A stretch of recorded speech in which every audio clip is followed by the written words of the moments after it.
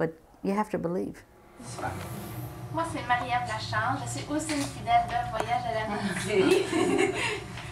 Puis j'ai fait des camps. Je suis un vieux de la vieille à l'Amérique. Moi, je m'appelle Chantal. As-tu déjà fait des voyages, Chantal? Oui. Oui? Où t'es allée? À Boston, Toronto. C'est mon premier voyage. OK. Pas ça? Oui. Oui. T'as fait... Alors, moi, c'est Josiane. Je vais être la superviseure du voyage. Puis, je connais la plupart des gens. Ça fait un petit bout de temps que je suis à l'AMDI, un bon 6 ans. J'ai fait les camps de vacances, j'ai donné des cours, j'ai fait les voyages aussi. Fait que, moi aussi, je suis une vieille, un vieux de la vieille, comme tu as dit. Ah, voilà. Et mon équipe ici, merveilleuse.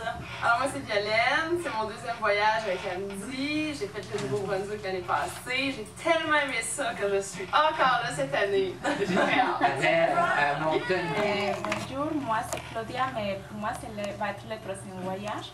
J'ai fait aussi des camps d'été. Oui, moi aussi je suis hâte de voyager avec vous. Fait qu'on va faire un petit sondage. Ceux qui ont des idées, levez la main. Nous, on note ça, puis on va essayer de construire un horaire pour que le voyage soit à votre goût. Daniel. Des bleuets, avec cueillir des bleuets, ça te fait. Avec cueillir des bleuets, super. Cueillir des bleuets. Marie-Ève. Le zoo Saint-Félicien. Oh, le zoo Saint-Félicien.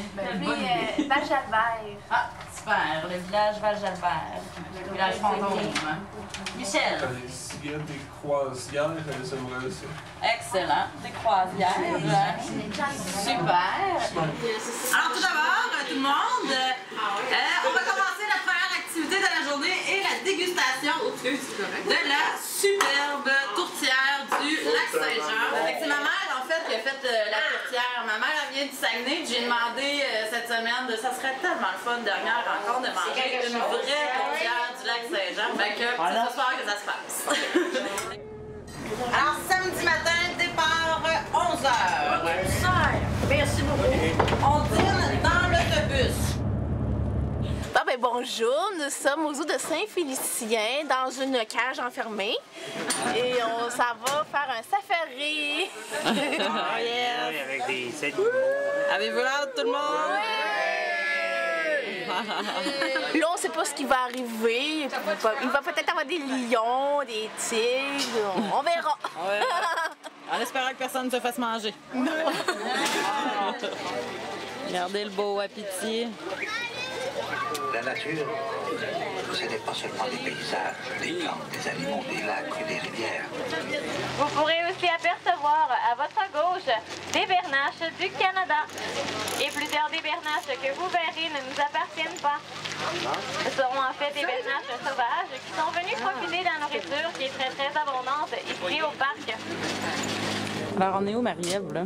Nous sommes à Val-Jalbert dans le petit autobus pour la visite guidée. Oh yes! Oui. C'est à travers le mur de pierre qui est complètement à douette de l'usine.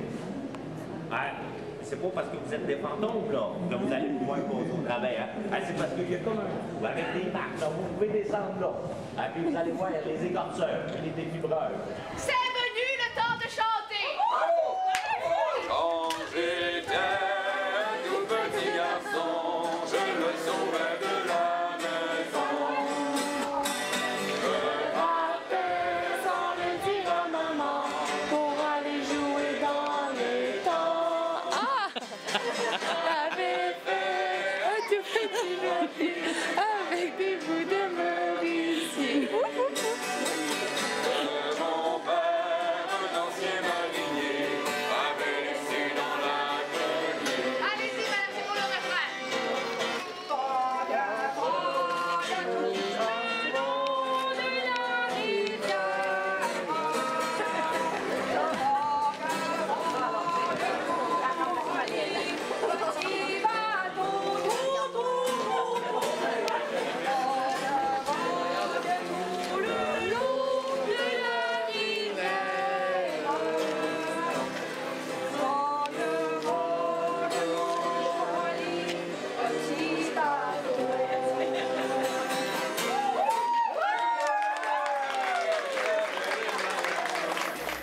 J'ai travaillé à l'AMD pendant 15 ans. J'étais secrétaire réceptionniste.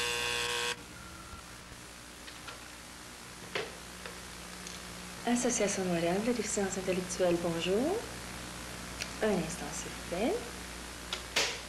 Mes fonctions étaient de, bien entendu, prendre les appels téléphoniques, diriger les gens vers les bons services, s'ils voulaient, parce qu'il y avait différents services. À travers son centre de soutien à la famille, l'Association de Montréal pour la déficience intellectuelle reçoit de nombreux appels chaque jour. Quand je suis venue à l'association, on m'a demandé si je voulais aider certaines familles qui avaient des problèmes parce qu'ils avaient un fils handicapé. Étant elles-mêmes des parents, connaissant bien la vie quotidienne avec une personne déficiente intellectuellement, la coordonnatrice et son adjointe peuvent aider les nouveaux parents ou les parents d'adultes à sortir de leur isolement. Bien, moi, j'étais travailleuse sociale et on a offert de me payer 2 jours semaine pour visiter des parents qui n'avaient pas encore accepté leur fils handicapé. Nous, on rencontrait les parents. Alors, les parents qui venaient d'apprendre, par exemple, qui avaient un enfant qui avait une déficience intellectuelle, Madame Doré recevait d'abord les parents. Elle faisait une entrevue avec les personnes qui avaient besoin de ressources. Et alors, on demandait aux parents de nous expliquer leur situation familiale, comment eux vivent, en fait, de nous parler de leur quotidien, c'était quoi leurs difficultés. Et puis, surtout, les parents avaient besoin d'aide. Alors, les parents voulaient savoir qu'est-ce qu'on pourrait leur offrir comme ressources. L'Association de Montréal pour la déficience intellectuelle possède aussi un important centre de documentation multimédia qui se spécialise en livres, périodiques, dossiers thématiques, documents vidéo, films et diapositives qui se rattachent à la déficience intellectuelle. Dès que je voyais des documents qui pouvaient être pertinents pour les parents au départ, j'essayais de les avoir. Mon budget était quand même limité, mais j'essaie d'avoir tous les documents de vulgarisation qui pouvaient être pertinents. Il offre un service de prêt, d'aide à la recherche et de consultation sur place pour les parents, adultes handicapés, professionnels et étudiants. Quand les parents venaient, s'ils passaient par moi en premier, c'était évident que je faisais le tour des services. J'allais leur présenter Colette Boyer, Agnès Doré, parce que c'était le soutien à la famille. Donc, c'était complémentaire. Souvent, les parents passaient par le centre en premier parce que c'était plus informel. C'était moins impliquant, au fond. Mais une fois la première rencontre faite, c'était plus facile à ce moment-là. C'est qu'on laissait le temps, puis quand ça se présentait, bien, on passait à une autre étape.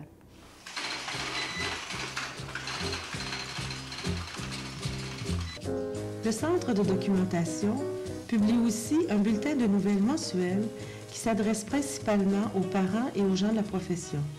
Tranquillement, moi, j'ai parlé de bulletins d'information parce que je trouvais que c'était important. Il y en avait déjà eu un, mais qui sortait à l'occasion. C'était pour les parents, c'était une petite feuille de chou. Il n'y avait pas de moyens aussi, il faut dire. Ça fait que moi, j'ai essayé de le développer un petit peu plus à ce moment-là, puis de le rendre régulier. Et l'entre-nous était très important parce que pour les parents, c'était leur moyen de connaître tout ce qui se passait à l'association. Je mettais toutes les activités qui avaient cours durant le mois, soit ici, soit à l'extérieur, qui pouvaient les intéresser. Rencontre thématique avec le Parti québécois, mon Dieu, clinique d'impôt, 20 semaines de plein air. Mais ça, c'était fait les premiers à la dactylo. Vous imaginez? Il y avait du lettre à 7, des choses comme ça. Les ordinateurs n'existaient pas. Ça a été très long avant que les ordinateurs entrent à l'association. Mais c'était pas automatique, c'était à la main. Puis une fois, Mme Donnelly était venue me remplacer au téléphone. Puis elle m'avait dit, puis elle me regardait faire, non, elle dit, ça n'a plus d'allure, là, travailler comme ça n'a pas d'allure. Finalement, elle a eu quelqu'un, je ne sais pas qui, en tout cas, qui m'a eu une belle machine électrique, ça a fonctionné numéro 1.